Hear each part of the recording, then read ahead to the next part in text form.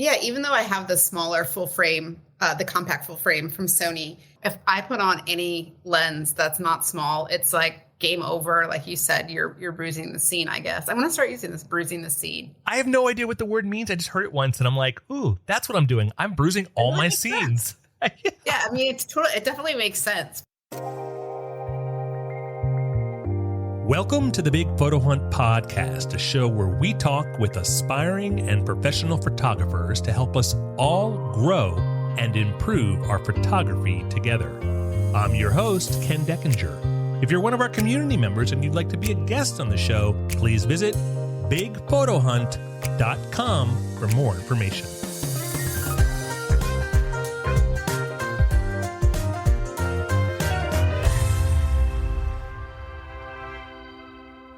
When I was first thinking of creating the Big Photo Hunt, the main reason I wanted to do it was because I have felt that the best way for me as an amateur or hobbyist photographer to improve my skills, to expand my experiences, and ultimately to grow my photography is to be with other amateur photographers who are in the same boat as me. My thinking was, if I could create a community similar to what's in the world for professional photographers, but focused on bringing aspiring and amateur photographers together so we can all get to know and support each other, we could leverage that to grow. And that's also one of the main goals of this podcast, to have conversations with photographers just like you, because all of our experiences are different. Talking about them leads to growth. So today, I'm excited because my guest, Nicole Young, fits that bill perfectly. She's an amateur photographer, and as you'll hear, she's literally in the same boat as you and I. Nicole, welcome to the show. Hey, Ken, I'm excited to be here. Yay. I'm really excited to have you. But first, did you like what I did with that whole boat reference? I did. I mean, listen, I prefer to be in the water than on the boat, but I'll take it. Well, let's just give our listeners a little bit of background on you before we get going. Nicole recently moved back to the U.S. after spending 6 years living in Taipei, Taiwan, where she was able to grow her street photography while sharing images of Taiwanese culture. And while she was in Taiwan, she also found herself merging two passions, photography and scuba diving. She became a dive master, which essentially means she's at the top of the scuba diving world. And then she started exploring underwater photography, discovering a genre that to me is super intriguing and also completely unfamiliar. So again, Nicole, welcome. I want to talk about how we met. And as a side note, I got a new camera that I'm still trying to get my head around. So I want to talk about that. But first, I think we should start with your story. Yeah, well, it was only 3.5 years in Taipei. So I just got back to the US after 3.5 years solid in Asia. So I hadn't come back even for a vacation or business or anything. So it was definitely an interesting move. I guess you could say the photography class in a roundabout way that we took together with Pierre brought me back to the States. Who knew? But yeah, so I am an advertiser by profession. I've been in advertising for about 20 plus years with like the Madison Avenue agencies. And prior to moving to Taiwan, I've kind of just done that my whole life. So I've been around creative. I've been around photography. I've been around film, print, digital, you name it. And I took photography in like high school and college, like in the 90s, kind of when we were still using the darkroom, but coming on to digital. So I hadn't really picked up a camera until I moved to Asia. I had gone on some trips in 2018 and 2019, and I was like, oh, I'll just upgrade to the new iPhone. And then I was like, God, I really enjoy taking pictures. So yeah, I was like, screw it. I'm going to buy a camera. I bought an APC Sony 6100, I think it was, for my first camera. Because I'm like, oh, I don't need a full frame. I don't even know if I'll use this. And quickly, a few months later, boom, diving into photo classes, forgot how much I absolutely love just a camera, the feel of it, not having an iPhone. There is just something different about it. And now I'm upgraded to the Sony 7 series, full frame, and rocking it out. And like you said, wound up taking some scuba diving lessons after years of wanting to. And then, of course, I needed underwater housing and lighting. And I mean, it's just been a circus show ever since of fun. Did you buy all that? The housing and the lighting and everything? I did. So I had gotten this full frame camera and then I started scuba diving and I was like, oh, I'll just toss that like crop sensor into water housing and, $1,000 if it gets ruined. Like, I'm not going to like super cry about it. Cause the housing, as you know, is like anywhere between like $1,000, $1,500 to like 10 for like an amateur setup. That's not even like pro. So I bought some housing, loved it. So when I got back to the States, I was like, okay, I don't need 2 cameras. I got rid of the crop sensor and now I'm full into taking my full frame underwater. I try not to use lighting underwater. I'm not shooting for Nat Geo and I don't have a problem with anyone else shooting with lighting. I just think it's kind of rude to the fish. I don't want to light. I don't need the paparazzi in my face when I'm trying to sleep at night. So, or even in the daytime. So I try to steer away from using lighting and do my stuff in post, which I know I would be getting better shots underwater, like if I'm using the right lighting, but I don't know. Like I said, I'm not getting paid for it. So until that time comes, the fish are free from me at least. But yeah, and then the street photography is what really kind of drew me in. Like you said, that's how I started off. It was really a way for me to not only get out and get moving and kind of exploring the area that I was moving to and living in, but also talking with locals. It really gave me a kind of chance to, one, practice my Chinese, which still is subpar to horrible, and just kind of get out with the people. And that, I have to say, is still my absolute favorite thing to do with my camera, is just take it out and shoot away and grab smiles. I have to say, I respect your concern about the fish's feelings. I know, everyone laughs at me. They're like, just get the strobes. And I'm like, never. I was like, until Nat Geo starts paying me, like, I'm kind of cool with it. Like, I also have a 2-shot rule for anything under the water. Like, if I don't get it in 2 shots, like, it's just not meant to be my shot. Like, I'm like a snap and go. For our listeners who are not familiar with scuba diving, you lose light. Immediately at like 15 feet, you start losing like reds. And then when you go down, you start losing more and more colors. And it goes like orange, yellow, green, and eventually to blues, which is the only thing that's left. And that's why when you see deep water photos, it's just blue. And so it's not that fish shouldn't be respected. I mean, I respect fish. But yeah, interesting. Because I would be down there with a strobe. I would want those colors back. Listen, I'm like, every time I tell this to like any of my fellow divers or conservation friends or photographers, they just laugh at me. But I'm like, listen, especially on night dives, I'm just like, I don't even like using my flashlight under there, like my torch. Yeah, I don't know. Just like, save the eyes. Maybe it's because I have like had glasses since like the 3rd grade, like a little nerd, but I just feel like shining a light in someone's eyes is so rude. So yeah, and I'm diving deep. I mean, my dives here have been 65 to 100 feet. So, I mean, I'm losing tons of light as soon as I descend in. I'm kind of just going with it. Every once in a while, I'll like kind of shimmy into someone that does have lights and like kind of use their lights.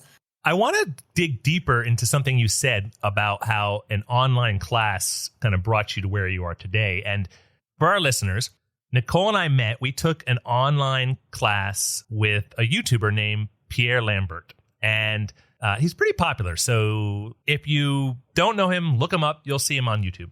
Yeah, let's give a shout out to Pierre. He was awesome. And he offers this class that is it's called something like 30 Days to Perfect Photography or 30 Days to Great Photography or something. I don't remember exactly, but it's along those lines. And for me personally, whenever I see something like that, I steer away.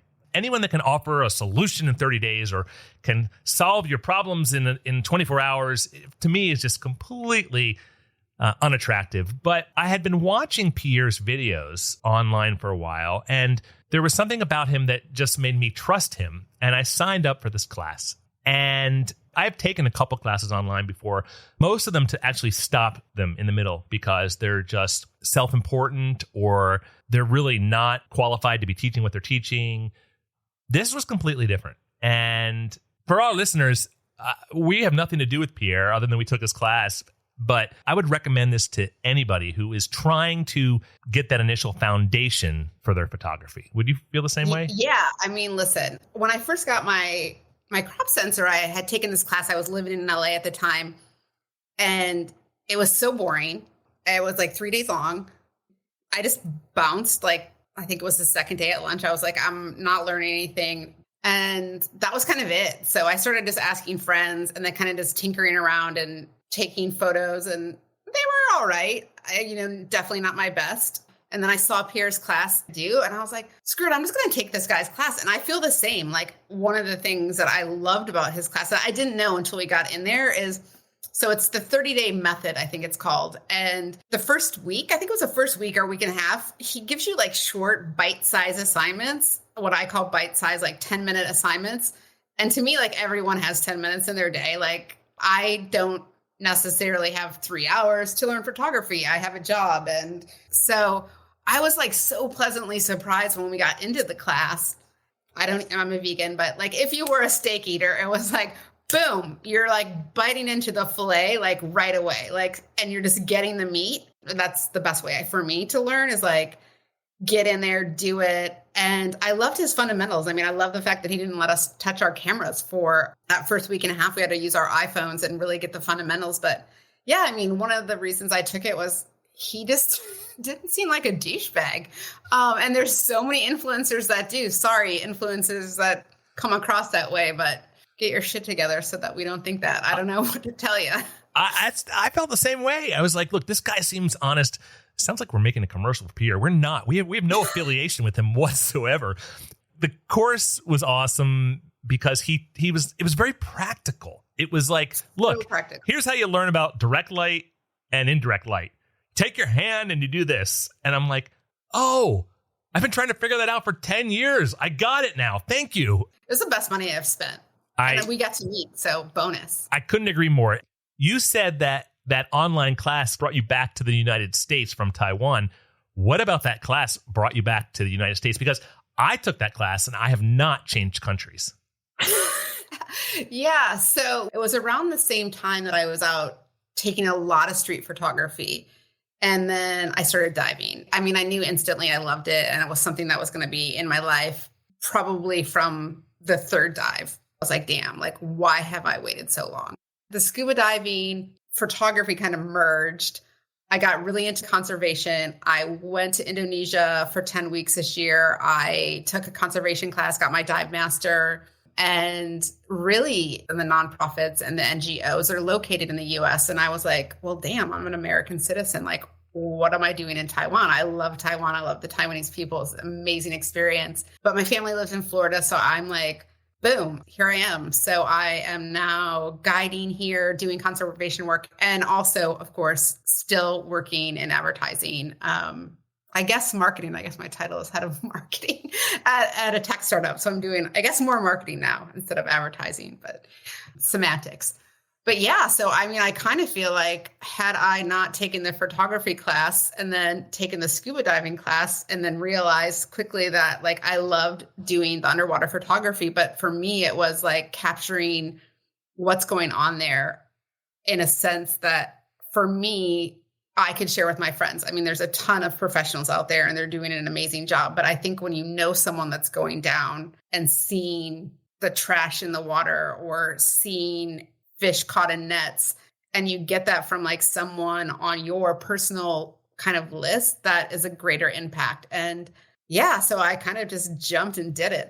What are 3 things that you immediately recognized coming back to the States from being in Taiwan that surprised you? How huge everything is in the US. I mean, people just downsize right now. I'm like, everything is just huge. I mean, I stayed at my aunt's house the first like 2 weeks I was home, and she's single and she lives in this huge house. Now, granted, she takes care of my cousin's kids. And so she bought a bigger house in retirement for my cousin's children. So, I mean, there's like 8 of them at any given time at her house. So it was like I was walking in the house. I was like, damn, I'm getting my steps in and I haven't even left the house. Whereas in Taiwan, I'm like, oh my God, I'm going to watch Netflix in VR just so I don't feel like I'm in, 150 square foot of condo. I forgot like how much lawn there is, how much space people have in their homes. Like even just, going up and down stairs at the house was like, wow. So that was my first thing I noticed. Secondly, I noticed on not such a positive note is how dirty we are as a country. Taiwan, like you are hard pressed to find a cigarette butt, let alone a piece of litter anywhere in the country. And they don't have garbage cans all over. They recycle, they compost, and people take their trash. Like if you're eating lunch in the park, you take that home and you compost what you need to and you recycle it. When I got to Taiwan, I was like, holy shit. Like I could lick off the metro, MRT, the subway floor. Like, I mean, I was just like, and I still am, like the day that I left when I was in the airport, I'm just like, this is insanely clean. Like, I'm just not used to this. And I think for me, that was the second thing I noticed right away. Like we have so much crap just floating around in excess. So that was a little bit of a bummer, but hey, opportunities to clean up and be better with that. And then thirdly, I mean, that we're opinionated as an Americans. We're known for that. I mean, we're known all over the world for that, whether you love us or you hate us. But being back, it's like everyone's telling you your opinion. And I'm kind of for it. I don't know how long that's going to last. Like if in a couple of years, I'm like, damn, I got to get back to Taiwan where like just the Chinese language by nature is like, do you or don't you want coffee? Yes or no? Yes, you want coffee or no? It's not like, oh my God, Ken, do you want coffee or not? And then like in America, it's like, well, I just had a latte like 3 hours again. And if I get one now, I might not sleep and maybe I'll have one. And I don't really need your opinion if I'm asking you for coffee. And like, it's like yeah, boo, yeah, which means like yes or no, like you want coffee. So like by nature, the Asian languages are like, don't give room for interpretation, which I think is amazing for so many things. But I actually did miss it a lot more. The expression and obviously moving to Florida, the weather. Say what you will about Florida. I know you're down in Miami a lot. Like I absolutely forgot how gorgeous the weather is here.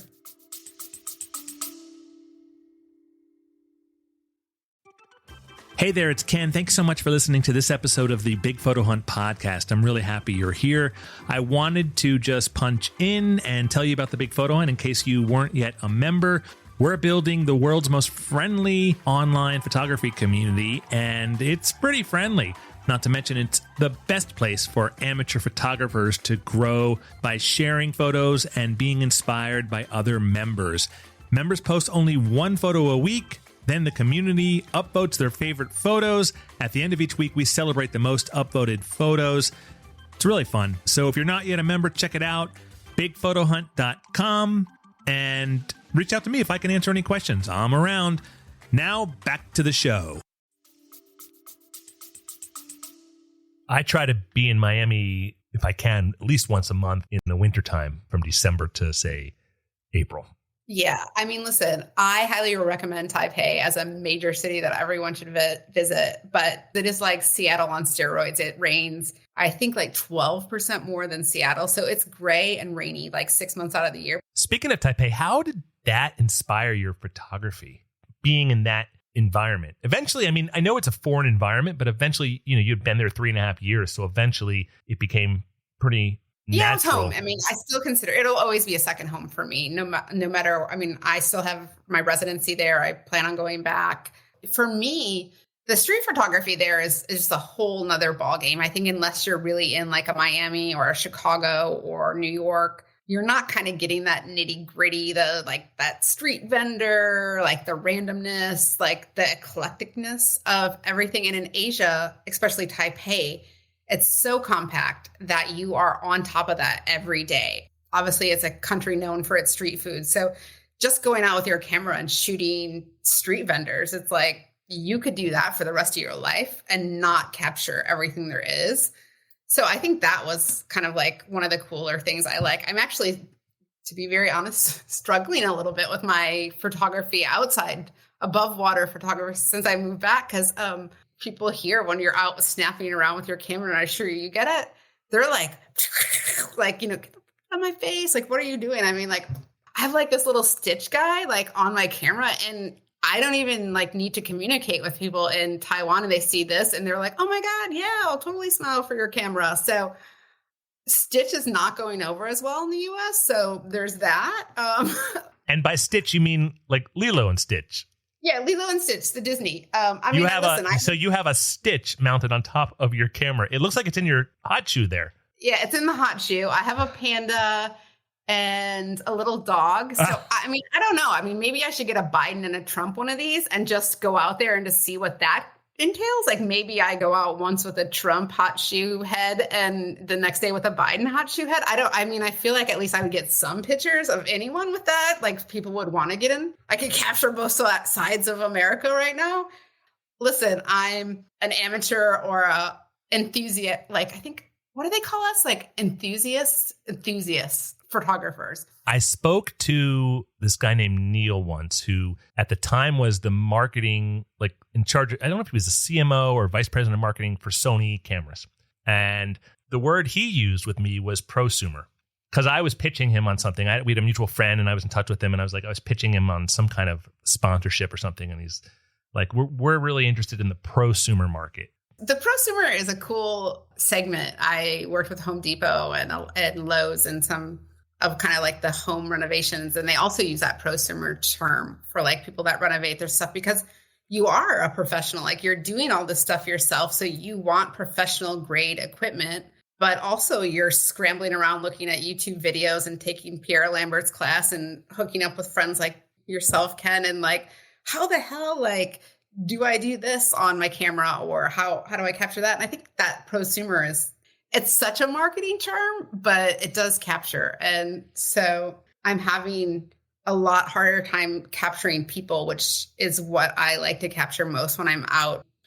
I think it's so crazy in the US that like the minute someone has a camera here, there's a lot of people that have a bad taste in your mouth. Whereas in Taiwan or in Indonesia or Thailand or Vietnam or Cambodia, anywhere I've been, even China, like when you bring your camera out, it's like a sign of like community. Like, I want to capture your smile because I think you're beautiful. I think this is beautiful. Like, I think you farming or you working off the land is like, to me, something beautiful because it's outside of my experience of my background. Even in London, when I'm there, they really are more receptive to the camera and just saying like, hey, can I grab your picture? I love this. Like you're, skateboarding around. I think you can get those shots a little bit easier. I don't know what your experience. I know you're a pretty international traveler. My experience is that every country is different, but that a lot of countries, well, as you know, we've talked about my travels to Cuba and work I've done in Cuba. And I have found with the Cuban people, they love to be photographed. That's been really enjoyable. And there's other countries I've been to where people haven't been so warm to the camera.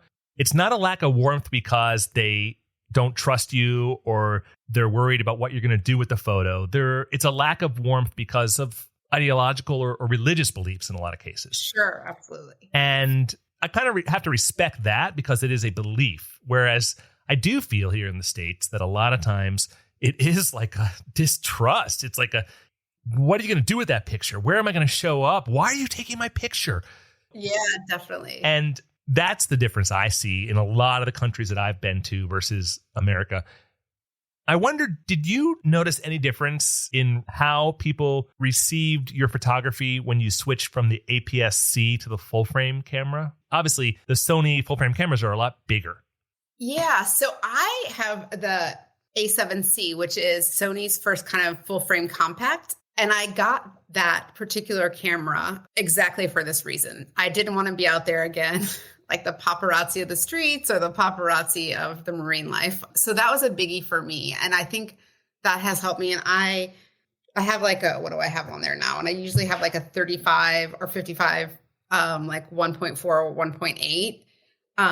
The smaller prime lenses on there instead of, I have some G Master lenses, but I find myself rarely using them for that exact reason. That huge camera, I think it's scary. I mean, you feel like I don't look my best, or, like as humans, we're like, oh, wow. But I haven't found that personally, but that's the exact reason I went with like the Sony full frame compact. Whereas I think if I came with them with like a super G Master lens and like a giant full frame camera, they would be like, dude, like I am not being in your free marketing. Like, are you paying me for this? Or like, I don't trust you, or like, to your point. It's interesting that you talk about the APS-C versus the full frame in the context you do, because I just got this camera right here. This is a Ricoh GR3. And I saw you were using it. I was excited to see if you get out and talk about it. Yeah, I'm still figuring it out, but I got it for the same reason that you spoke about, which is this idea of scaring people or being out there with this big camera. Because I love street photography. You could put me into a city and just let me go. And 5 hours later, I don't know or care where I am, but I have gotten just photos and experiences and met people. What I find, and there's a term for this, it's called bruising the scene. I just learned this term, where if you are taking photos that are either candid or you're trying to you're not part of the scene. So you want to take a photo in its reality. You want to take a photo in the moment. Yep. And when you go in there with this, I have an A7 IV right now, and I'll go in if I'm running around the street with like my 2470. People notice you, or somehow you impact the frame, and next thing you know, the picture that you really wanted is not the picture that you're going to get. So no, absolutely not. And I will say, for that reason, that I want to know all about this camera, because you just held it up in your hand, and it's like, it's so small. It's like absurdly small. It's incredibly small. And it's like one of those 1990s, I don't even know, those purple or teal cameras that we got that had the first SIM cards in them. That's the best part about it. I wanted to do street photography without getting in people's faces, without people seeing me, and was having trouble because whenever I'm out there with my A7 IV and one of my big lenses, everyone notices me and they start acting weird, and it just changes the entire photo. So I got this to try it out.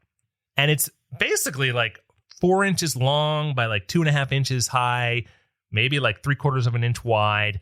And it's an APS-C camera that shoots way over its weight. I mean, it does really, really well. I've had it for 3 days. Yesterday, I was in a Starbucks and I was waiting for my coffee. I was waiting to order my coffee. And I'm like, let's see if this thing really works. And by works, I don't mean does it take great photos? I'm like, let's just see if I could pull it out in the middle of Starbucks and just put it in people's faces. And I did. And I pulled it out and I was getting shots of everybody. I was getting shots of the woman at the cash register. I was getting shots of the barista. I was getting shots of the woman at the cash register talking to a customer. I was getting shots of customers. It was amazing. And then the woman behind the counter, she saw me, the cash register, she saw me. She looked up and I'm like, smile. And I'm like, I could never do that with my Sony A7 IV. No, never. No one took me seriously. First of all, they thought I had a toy. And then when they barely even recognize that I was there. They barely even noticed me. So it was amazing. So my point is, if you're looking for a camera to get into the scene and take street photography, it's got an equivalent of a 28 millimeter lens. This thing is amazing. The verdict's still out if I want it, to keep it full time or not. I bought it, but maybe I'd sell it on eBay. I mean, it looks not that much larger than a GoPro. It's not. You slip it in your pocket. Because I also took a look at the X100V by Fuji, that you can't get until the year 2087 anyway. But I didn't like it as much. I rented it to see if I liked it. And it wasn't the same thing. It's bigger. It's still a camera. People know it's a camera. This thing, no one takes you seriously. The image quality is amazing. It is unbelievable. And it's got these presets on the camera. So if you want, you could just dial it in and then transfer to your phone. It's pretty cool. I asked the question about if you notice a difference between the APS-C and the full frame sensor and how people behaved, specifically because I bought this camera knowing that every time I pull my camera out, people behave differently. Yeah, even though I have the smaller full frame, the compact full frame from Sony, if I put on any lens that's not small, it's game over. Like you said, you're bruising the scene, I guess. I'm going to start using this, bruising the scene. I have no idea what the word means. I just heard it once and I'm like, ooh, that's what I'm doing. I'm bruising all my scenes. Yeah, I mean, it definitely makes sense. There is this celebrity photographer named Greg Williams. His approach is to insert himself into the scene because he wants the reaction of the person he's photographing, the celebrity he's photographing. So if you get a chance, look for Greg Williams. It's all black and white, and he has literally shot almost every celebrity out there. I think it's literally, there was an article I read that said that he has shot 90% of celebrities. Oh, And that's awesome. And I yeah, love so black and white. So yeah, so I'll definitely look him up. That's awesome. But I think that's what the glory of the camera is to me, is like in the shot, out of the shot. I think the street photography, and more than any other genre, like especially in 2023, when we don't know if the world's going to end tomorrow, if there's going to be an alien invasion. That's like the latest thing on the news going around. Like, I don't know what's going to happen tomorrow, but I know when I have that camera and I'm out there shooting and I'm getting people smiling or just walking or in their everyday setting, or, the construction workers, like to me, like that's real day life. And I think that's the absolute most beautiful thing, for me personally, far more beautiful than any landscape, any building, any man-made anything, is that human and all of our rawness. I agree. And I always say that the real value of those photos comes out 10, 20, 30 years from now. When you look back, the photos I took at Starbucks yesterday while I was trying to learn how to use my little GR3 here, 30 years from now, they're going to be classics, right? Like I saw a video recently about a Dunkin' Donuts in Boston in like 1989. Holy shit. I can't believe it looked like we were cavemen sitting on a counter, drinking coffee in mugs, black coffee, smoking cigarettes, and having a donut for breakfast. And the photos and the videos that were documenting that were amazing. And I don't know if when they took that, they were thinking, wow, 30 or 40 years from now, this is going to be gold, because it's gold. And so I'm hoping that these photos that you take and that I take and all these street photographers take today are gold 40 years from now when you look back and you're like, I think like Vivian Mayer, like her like when I look at her photos, like I'm like, wow, that's like so cool. And it does capture the time period. For me, to go to your point, I think you said 20 or 30 or 40 fold. I get that kind of as soon as I take the picture, because usually I've had a conversation with that person. And when I'm out traveling or even in my local environment, I might notice something or talk to someone that I like, the cashier at like the bookstore that I might have not ever talked to before. And now I'm talking to them because I'm snapping their picture, and I'm kind of getting that instant of like, wow, like I really freaking love humans. Do you think these photos become like a language in a sense? If you think about, for example, today's generation of kids, they communicate with photos. Yeah, absolutely. I think that's a really awesome question. Yeah. I 100% think authentic communication, that's a whole nother conversation, but definitely a language of communication. My parents passed away like 10, 12 years ago now. And I'm kind of collecting photos from my last group of aunts that are here because I love photos. They know I'm into photos. No one wants to house the family photos. And I'm like, I'll take them all. And I'm such a minimalist, except for like these billions of boxes of photos. And when I look at them, I think you see that language. Like I see my grandmother and my mom and both my grandparents and my mom talking. It's like they're gone, but I can hear them just by looking at the picture. And I think that people snapping on whatever social platform they're using and, whatever filter, doggy ears, crazy filter that they're using, I think that is a form of language. And I think that's just going to continue. I think it's always been there. And I think the game has been stepped up with, the iPhone and the pocket phone. I agree. I think people are communicating with photos as much as anything else. I'm wondering if you have any resources that you might suggest or any tips you might suggest to people looking to learn more about either underwater photography or street photography. For street photography, honestly, hit Pierre up. I'm not even going to like we said, I feel like we're an advertisement for Pierre, but really I think find someone that you can trust or you feel that you connect with. You're going to learn the fundamentals like we did with Pierre. Like the first week, we learned all about indirect, direct light and a billion other things on our phones, whether they were Android or iPhone. And I think those fundamentals are important. So get out and just take a class. Take a bite-sized one. Don't dive in and sign up for some 6-month boot camp because like anything else, you're going to get bored from it or frustrated. Try to do bite-sized. Try to spend 10 or 15 minutes shooting a day instead of an hour. We all have 15 minutes a day to do something. So I would definitely highly recommend that. Like, I think once you have those fundamentals, whether you learn them on your iPhone or a full frame or a crop sensor or whatever camera you're learning them on, those are instrumental and they can't be taken away from your photo game. And just buy the camera that you want. Like, just go out and get it. There is something dramatically different about holding a camera versus holding your phone that gets you into the mindset.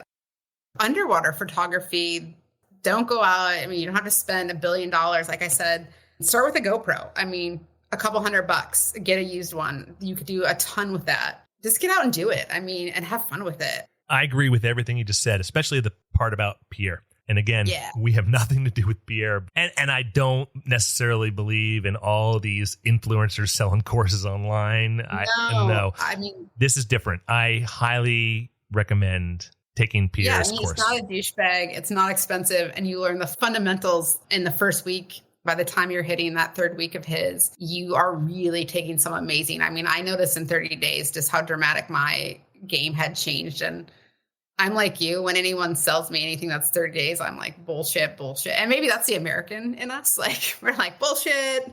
I don't believe you. Scam artist, pyramid scheme. Like, I mean, we're so jaded at this point, but no, he's a real deal. And he's such a cool cat. He's cool. Do you think he'll like this marketing or advertising slogan we're coming up? I mean, it sounds like we could just advertise for him. Pierre Lambert. He's not a douchebag. I mean, honestly, I think that really that's all you need, right? It's all I need. It's all I needed. I mean, yeah, no, he's great. I think just do it. I mean, I know everyone says that. It's the same thing about working out or getting into a new hobby or doing, taking a new language. Don't go crazy and like dive in and, get 28 books and take that silly course that I took in LA that was like 8 hours for 3 days. Like, I can't even sit still for 8 hours, let alone talk about a freaking camera and photography that I'm just learning for 8 hours. Like, one, I love photography, but 8 hours bores the shit out of me. I'm not staying anywhere focused to be in a class like that. So my recommendation is bite-size everything, like 15 minutes, snap around, whether it's your cat, your dog.